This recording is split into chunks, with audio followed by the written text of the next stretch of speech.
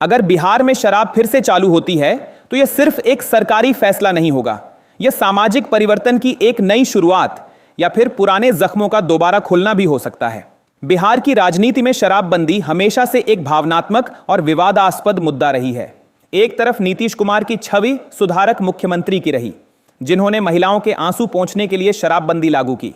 दूसरी तरफ विपक्ष का तर्क रहा कि यह कानून गरीबों पर ज्यादा भारी पड़ा, जबकि अमीर और प्रभावशाली लोग आसानी से बच निकले।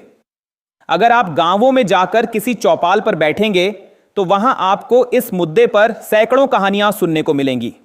कोई बताएगा कि शराब बंद होने से उसके घर का माहौल सुधर गया, बच्चे अब स्कूल जा रहे हैं, तो कोई कहेगा कि पहले वह ताड़ी बेचकर रोज के 2 वक्त की रोटी कमाता था, अब मजदूरी के लिए शहरों में भटकता है।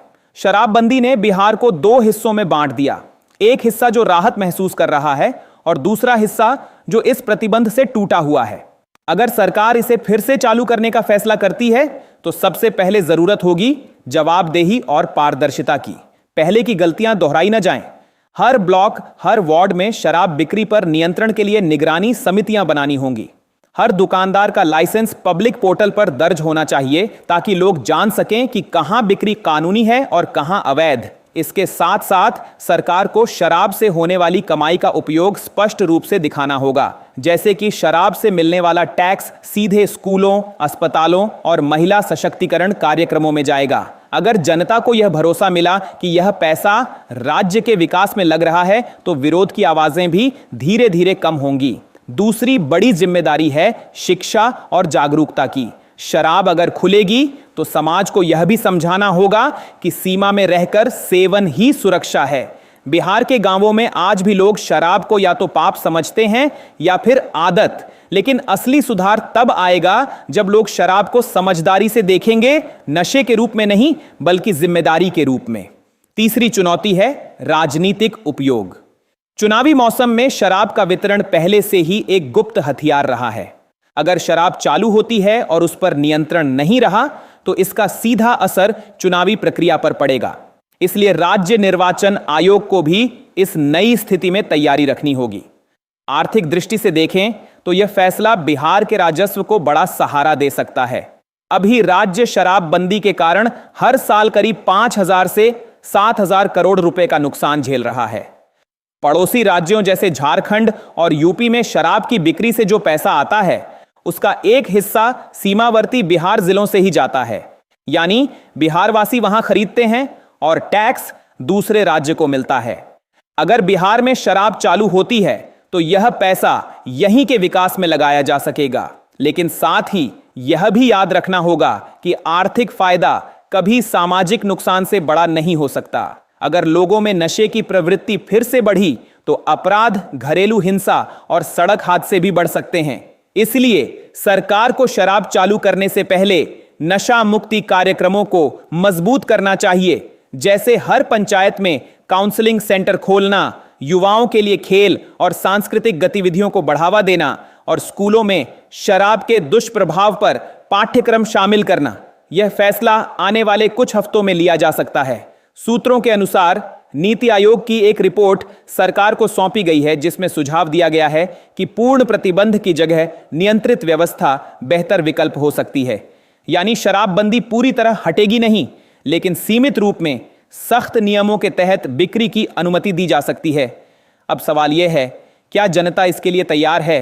क्या बिहार समाज अब इतना परिपक्व हो गया है कि शराब की मौजूदगी को बिना दुरुपयोग के संभाल सके? शायद इसका जवाब जनता ही दे सकती है और वही आने वाले चुनावों में सामने आएगा। अगर आप भी चाहते हैं कि बिहार में सही नीतियां बने, लोगों की बात सरकार तक पहुंचे, तो वीडियो को लाइक जरूर करें।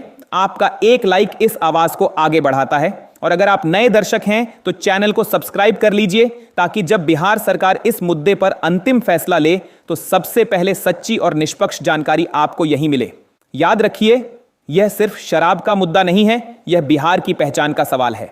एक तरफ संस्कार, दूसरी तरफ रोजगार, एक तरफ नशा मुक्त समाज की उम्मीद, दूसरी तरफ आर्थिक वास्तविकता की जरूरत। और इन दोनों के बीच खड़ा है बिहार का आम आदमी, जो चाहता है कि न उसका घर बर्बाद हो, न उसका भविष्य अंधेरे में जाए। आप कमेंट में अपनी राय लिखिए।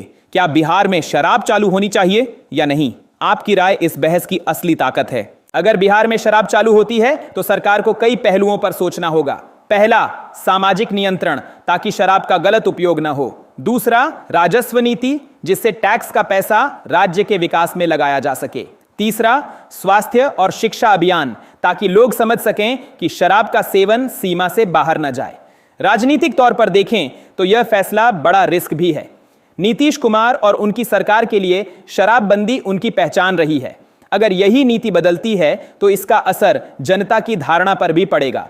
विपक्ष इसे अपनी जीत मान सकता है, जबकि सत्ताधारी दल इसे जनहित में बदलाव बताने की कोशिश करेगा। लेकिन जनता जानती है कि असल सवाल सिर्फ राजनीति का नहीं, जीवन का है। बिहार के गांव-गांव में इस मुद्दे पर चर्चा है। कोई कहता है अब तो खुल जाना चाहिए, सब चोरी छिपे पी ही रहे हैं, तो कोई कहता है खुलेगी तो फिर वही बर्बादी लौट आएगी। दोनों पक्षों में अपनी अपनी सच्चाई है, इसीलिए सरकार को बीच का रास्ता निकालना होगा। ऐसा रास्ता जो लोगों की भावनाओं, समाज की भलाई और अर्थव्यवस्था तीनों को जोड़ सके। शराबबंदी से बिहार को सालाना हजारों करोड़ रुपए का राजस्व नुकसान हुआ है। अगर सरकार सीमित तौर पर शराब की बिक्री की अनुमति देती है तो इससे विकास परियोजनाओं के लिए पैसा मिल सकता है, लेकिन इसके साथ साथ सरकार को स्वास्थ्य और नशा निवारण पर भी बराबर खर्च करना होगा, नहीं तो यह फैसले का उल्टा असर पड़ सकता है। बिहार की जनता अब परिपक्व हो चुकी है। लोग जानते हैं कि कौन सी नीति सिर्फ वोट के लिए है और कौन सी सच में भलाई के लिए। चुनाव से ठीक पहले इस तरह की चर्चा उठना अपने आप में संकेत देता है कि सरकार जनभावना का मूड समझ रही है। आने वाले कुछ हफ्तों में जब इस पर आधिकारिक फैसला आएगा, तब यह तय होगा कि बिहार फिर से शराब मुक्त रहेगा या एक नई नीति के साथ खुलेगा। इसलिए आपसे निवेदन है, वीडियो को लाइक कीजिए ताकि आपकी आवाज भी आगे पहुंचे। और अगर आपने अभी तक चैनल सब्सक्राइब नहीं किया है तो तुरंत कर लीजिए। बिहार में शराबबंदी को लागू हुए 9 साल हो चुके हैं।